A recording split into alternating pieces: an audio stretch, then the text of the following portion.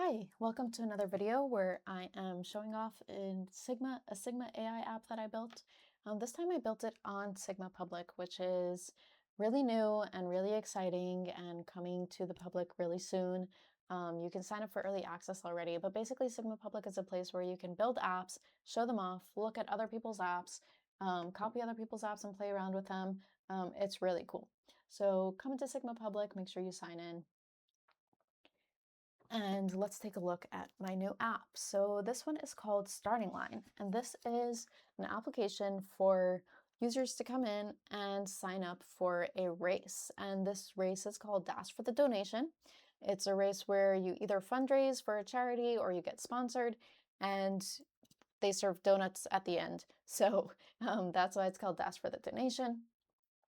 We can come in here and we can see the basic race information. This is basically copying a race website, but instead of having to create a website, you have everything here within Sigma. So we have all the different events that are offered, the 1 mile dash, 5K, 10K, half marathon, all of these things. And you can sign up either by fundraising, where you agree to fundraise a certain amount, or you can be sponsored, which means that a sponsor that is signed up with the race will donate to charity on your behalf when you finish the race and post about the charity that you're interested in getting donated to. So we have the events and we have the schedule, directions, the cool swag that you get. You can sign up in a couple of ways. So either you can sign up specifically by clicking on a button and you can enter your information and register with the race, or you can come up here and click sign up and then choose which event you'd like to sign up for. So I'm just going to sign my sister up.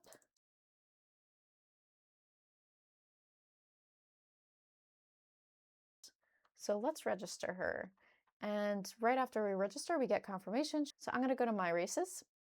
And here I see everybody who I registered. So I registered my sister Hannah. I registered a couple of test people. I registered my brother Jack already for the 10K, and he's going to be fundraising another test. And I registered myself, and I'm going to be sponsorship. Actually, I don't think I want to do the sponsorship. I think I want to fundraise. So let me update my registration. I'm going to change that to fundraising, and I'm going to get a medium shirt just because I like to feel a little bit more roomy. So let's update that. And as soon as we update, we can come back into our races and we can see that that is updated for us.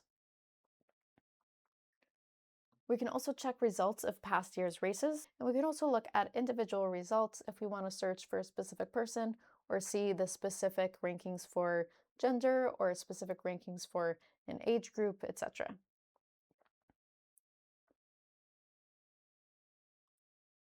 And finally, we have our courses where we just have a description of all of the courses that are offered. Let's look a little bit behind the scenes of how this app works.